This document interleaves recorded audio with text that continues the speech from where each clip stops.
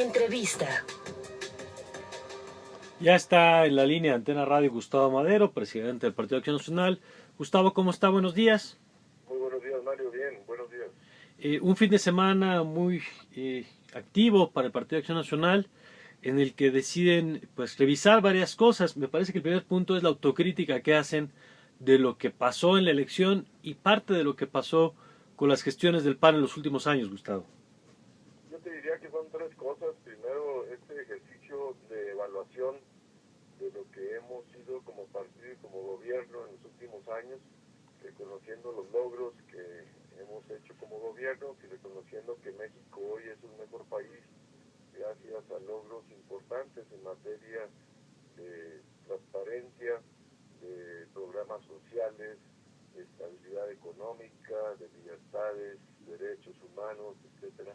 Pero también reconocer que como partido hemos cometido fallas, que tenemos que corregirlas. En ese sentido yo te mencionaría tres grandes acciones que estamos haciendo. Una es la del padrón, el refrendo, el hacer un ejercicio para depurar y tener un padrón totalmente real, no inflado. El segundo tema tiene que ver con un ejercicio de reformar nuestros estatutos, dado que los que tenemos no son funcionales y esto nos pone en situaciones de debilidad y competencia en la competencia electoral. Y el tercer gran tema tendría que ver con seguir impulsando esta agenda que ha caracterizado siempre al PAN para empujar las reformas democratizadoras y modernizadoras de México. Son los tres grandes temas en los que estamos trabajando. Uno de los puntos, se entiende por supuesto que reconozcan y promuevan lo que desde su perspectiva son las aportaciones del partido, pero me llamó la atención que parte de lo que se dijo el fin de semana fue un reconocimiento también de la pérdida de identidad, por lo menos desde la percepción de un sector de la población, pues que no alcanza a ver en los gobiernos o en las políticas del PAN una diferencia con respecto a otros partidos. ¿Cómo sanear esto y cómo recuperar un partido político, pues la propuesta, los elementos diferenciadores que me parecen básicos para cualquier competencia? Sí, para mí es importante el mantener como la agenda prioritaria en nuestra narrativa de que el PAN quiere ser un motor de la transición. O sea, que queremos ser un factor que ayude a dejar atrás aquel México que el siglo pasado se configuró y nos hizo tanto daño de falta de democracia, de autoritarismo, de clientelismo, corporativismo, opacidad, falta de reformas.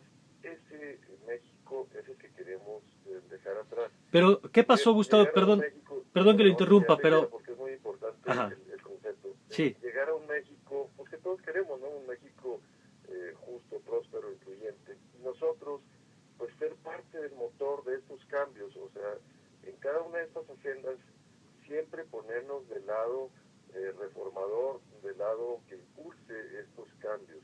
Lo hemos hecho, pero hoy lo que queremos hacer, Mario, disculpa nomás, es el ponernos y proponernos seguir siendo partido del cambio.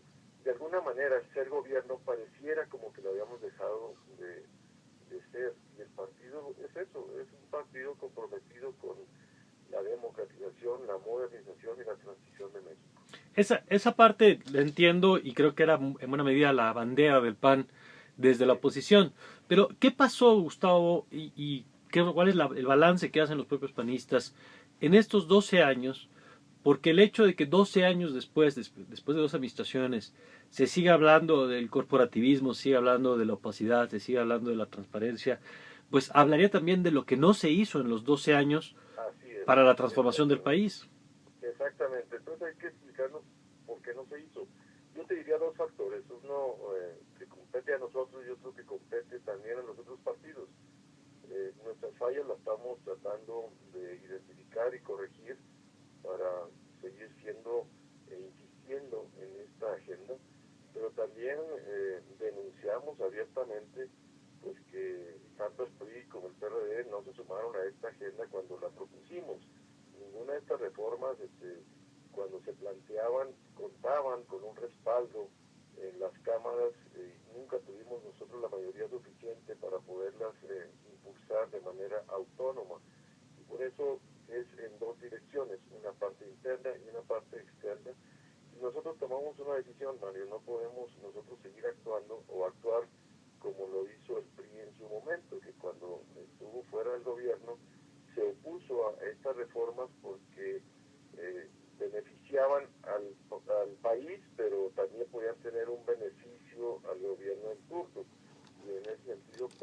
más el PRI en su visión de partido, en su rentabilidad electoral, que en el bien de México. Tan es así, Mario, que hoy el PRI en el Pacto por México está reconociendo que son las reformas que México necesita para ser un país más próspero, más democrático y más incluyente. Bueno, viene un año de elecciones, como todos los años, aunque viene una elección estatal y elecciones locales.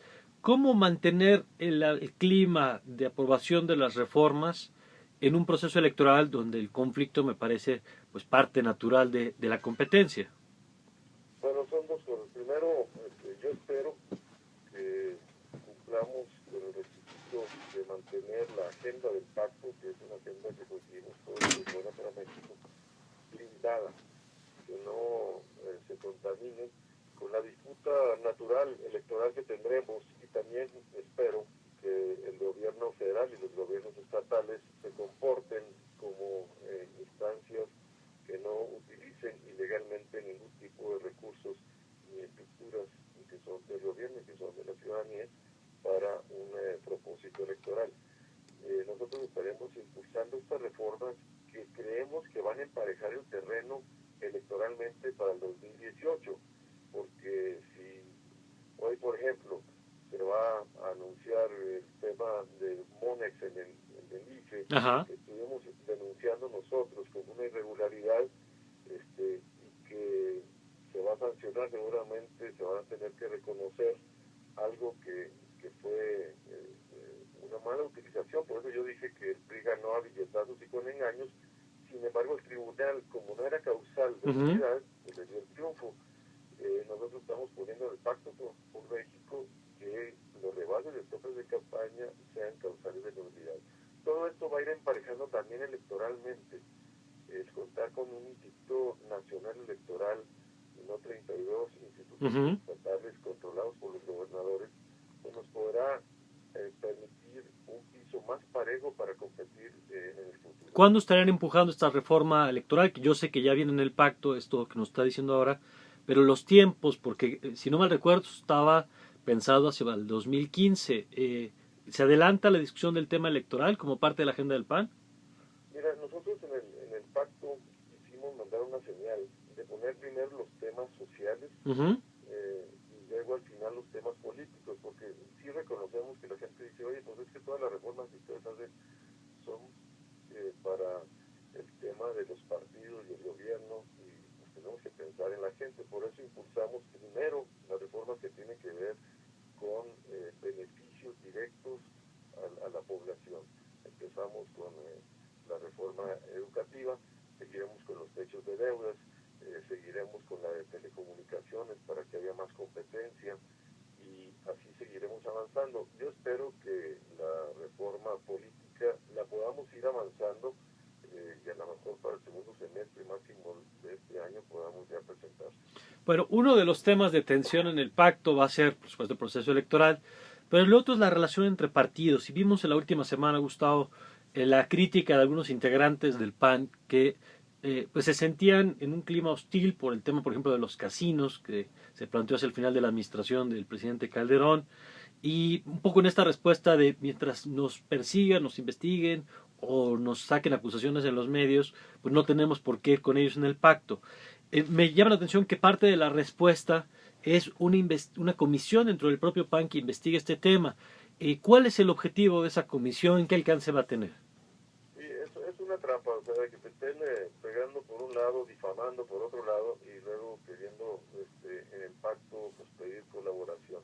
El PAN no va a caer en la trampa de utilizar el pacto como chantaje, como rehén. Nosotros vamos a pedir respeto y dignidad al partido, y solo cuando haya acusaciones directas, pues, que se presenten las denuncias y se castiguen los responsables, pero no como esta campaña que pudiera parecer de difamación, de descrédito, en donde no hay ninguna denuncia que tenga sustancia que pueda prosperar.